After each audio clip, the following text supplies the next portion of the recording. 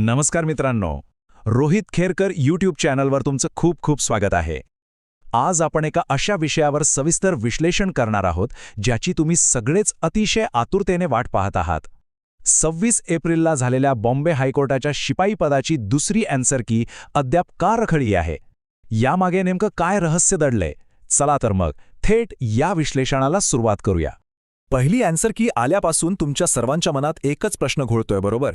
ही दुसरी ॲन्सर की अजून का आली नाहीये? तुमची धाकधूक, तुमची अस्वस्थता मी अगदी समजू शकतो. परीक्षा दिल्यानंतर निकालाची वाट पाहणं किती टेन्शनचं असतं हे मला चांगलंच माहिती आहे. पण मित्रांनो, या विलंबामागे एक अतिशय ठोस आणि महत्त्वाचं कारण आहे.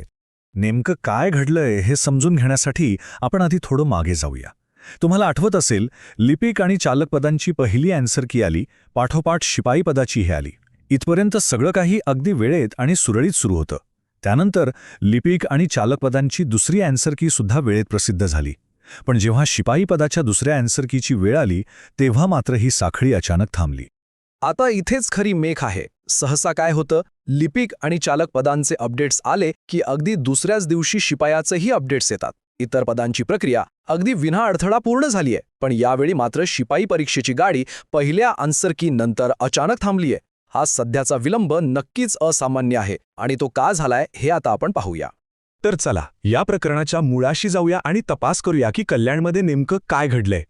तर झालं असं की उपलब्ध माहितीनुसार कल्याणमधल्या एका परीक्षा केंद्रावर एक मोठा गोंधळ झाल्याची माहिती समोर आलीय. असा आरोप आहे की दुसऱ्या शिफ्टचा पेपर चुकून पहिल्या शिफ्टच्या मुलांना वाटला गेला. आता हा केवळ एक छोटासा तांत्रिक गोंधळ नव्हता, तर यामुळे संपूर्ण परीक्षेच्या गोपनीयतेवरच एक मोठं प्रश्नचिन्ह उभं राहिलं. आणि याच एका मुख्य कारणामुळे पुढील सर्व प्रक्रिया तात्काळ थांबवावी लागली. या गंभीर आरोपामुळे आणि इतर काही ठिकाणाहून आलेल्या तत्सम तक्रारींमुळे उच्च न्यायालयाने स्वतः याची दखल घेत अत्यंत कडक चौकशी सुरू केली आहे. मित्रांनो, या चौकशीच्या प्रत्येक बारीकसारीक अपडेटसाठी आपलं रोहित खेरकर टेलिग्राम चॅनल नक्की जॉईन करा. आणि नेहमी लक्षात ठेवा, प्रयत्नांती परमेश्वर. त्यामुळे संयम ठेवा आणि अभ्यास अजिबात सोडू नका. सध्या न्यायालय स्वतः ह्या प्रकरणाच्या मुळाशी जात आहे. बंद दाराआड सध्या प्रशासकीय स्तरावर नेमकं काय चाललंय? तर सर्वात आधी ही कडक चौकशी सुरू आहे. त्यानंतर मुख्य गोष्ट तपासली जाईल, ती म्हणजे तथ्य शोधणे. म्हणजे काय? तर हा पेपर फक्त त्याच केंद्रापुरता मर्यादित होता की तो बाहेरही इतर विद्यार्थ्यांपर्यंत पोहोचला होता? सोप्या भाषेत सांगायचं तर पेपर फुटला होता का? आणि यातून जे सत्य बाहेर येईल त्यावरच हायकोर्टाचा अंतिम निर्णय ठरेल.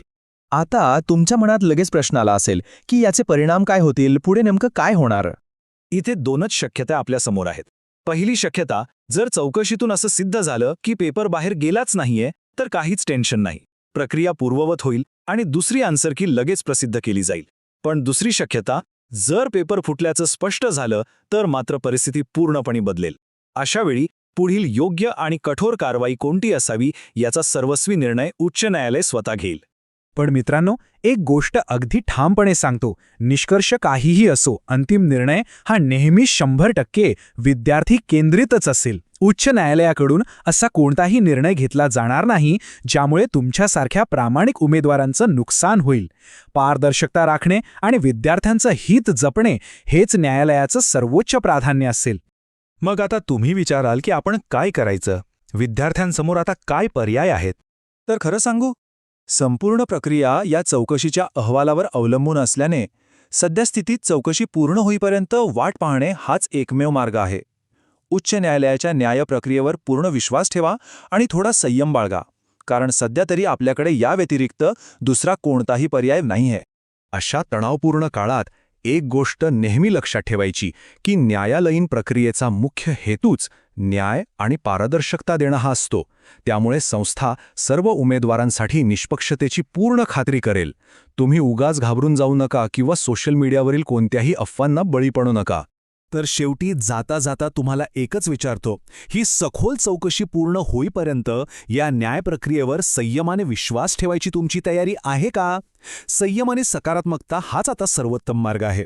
मित्रांनो, तुम्हाला MPSC किंवा कोणत्याही सरळ सेवा परीक्षांबद्दल अशीच अचूक माहिती हवी असेल तर आमची इतर विश्लेषणं नक्की पहा. आणि हो, अशाच नवनवीन अपडेट्ससाठी रोहित खेरकर चॅनलला सबस्क्राईब करायला अजिबात विसरू नका. धन्यवाद.